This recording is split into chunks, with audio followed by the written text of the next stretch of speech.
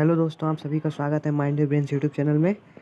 जैसा कि हम एक पार्ट बना चुके हैं राम लक्ष्मण परशुराम संवाद का, आज उसी का हम दूसरे पार्ट को शुरू करने जा रहे हैं। और कुछ प्रॉब्लम्स की वजह से मैं आपको एक इन्फॉर्मेशन प्रोवाइड करना भूल गया था और वीडियो अपलोड नहीं कर पाया था। वो इन्फॉर्मेशन ये थी, जो आपके प्रैक्टिकल एग्ज़ाम्स और बोर्ड एग्ज़ाम्स आपके जनवरी से फरवरी के मंथ में होते थे, वो जनवरी और फरवरी में नहीं होंगे। ये कन्फर्मेशन हो चुकी है गवर्नमेंट की ओर से। तो चलिए आज के वीडियो को शुरू करते हैं। और इसमें सिर्फ संवाद है, जो संवाद जो लिखा है हमारे तुलसीदास जी ने, सिर्फ उसी संवाद को मैंने इसमें आपको स्लाइड्स प्रोवाइड करी हैं इस वीडियो में। और अगर आप उसके भावार्थ को जानना चाहते हैं तो उसके लिए आपको नीचे दिए गए डिस्क्रिप्शन बॉक्स में जाके इसके भावार्थ की भी PDF आपको प्रोवाइड कर दी जाएगी। तब तक के लिए इस वीडियो को पूरा देखें और चैनल को सब्सक्राइब करना ना भूलें। तो चलिए शुरू करते हैं। पहली लाइन में लिखा है कि लखन कहा सी हमरे जाना, सुनहु देव सब धनुष समाना, काच तिलाब जून धनु तोरे, देखा राम नयन के भोरे। लखन जी हंसकर परशुराम जी से कहते हैं कि हे परशुराम जी, इस धनुष के हमारे लिए तो सब धनुष एक समान है। इस पुराने धनुष के टूट जाने से आपको क्या हानि लाभ? इसे तो सिर्फ श्री राम ने अपनी नयनों की आंखों से देखा था। छुअत टूट रघुपतउ न दोसु, मुनि बिनु काज करें कतरोसु। कहते हैं कि इसे तो सिर्फ श्री राम ने अपनी आंखों से देखा। इसके टूट जाने से इसमें टूट जाने में रघुपति जी यानी कि श्री राम का कोई दोष नहीं। आप तो बिना कारणवश ही क्रोध कर रहे हैं। बोले चितई परुसु की ओरा, रह सठ सुबह सुनहि सुबाहु न मोरा, बालक बोली बधऊ न तोहि, केवल मुनि जय जा नहीं मोही। अपना परशुराम दिखाकर गुस्से में परशुराम जी कहते हैं कि हे हट बालक, हे दुष्ट बालक, तू मेरे स्वभाव को नहीं जानता। मैं बालक समझ के तेरा वध नहीं कर रहा हूँ। मुझे तो सिर्फ जो जड़ मुनि होते हैं वही मुझे जानते हैं। मैं बाल ब्रह्मचारी अति कोई, विश्व विदित क्षत्रिय कुलद्रोही। मैं तो बाल ब्रह्मचारी हूँ और विश्व में मैं प्रख्यात हूँ। सब मुझे जानते हैं विश्व में कि मैं क्षत्रिय कुल हूँ, क्षत्रिय कुल का दुश्मन हूँ। भुजबल भूमि भूप बिनु कीनी, विपुल भार मही देवन दीनी, सहस बाहु भुज छेदनी हारा, परुष ब्लोक महीप कुमारा।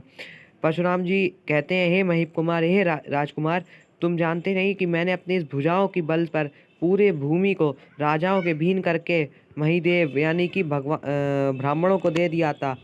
और मैंने सहस्त्रबाहु की भुजाओं को भी अपने इस फरसे से काट दिया।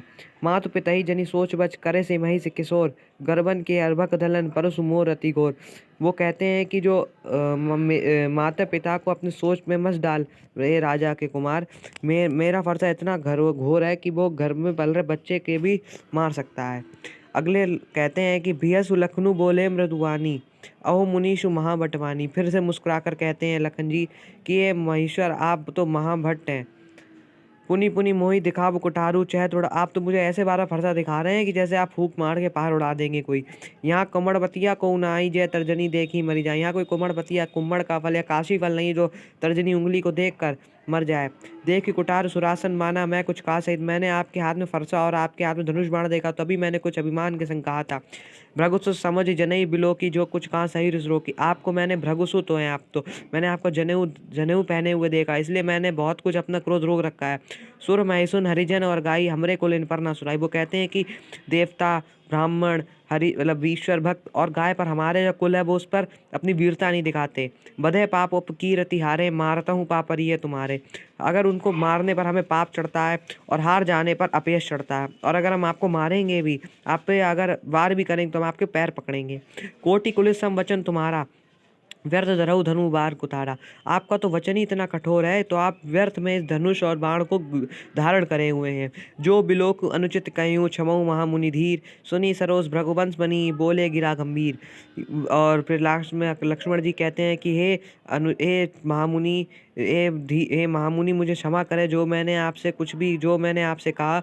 इतना सुनकर गुस्से में फिर से भृगुवंश बनी परशुराम जी बहुत गंभीर बाड़ी में बोलते हैं, कौशिक सुनहु मंद यहूँ बालक। अब विश्वामित्र कौशिक हैं यहाँ पे, उनसे कहते हैं कि कुटिल काल बस निज कुल कालक। अब ये अपना काल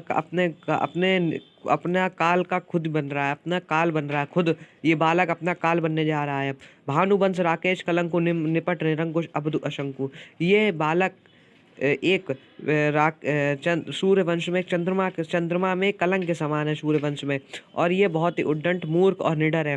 काल कबलू होई छनमाई कहू पुकारी खोरी। अब ये कुछ ही देर में काल का ग्रास बन जाएगा और फिर मेरा ही इसमें कोई भी दोष नहीं होगा।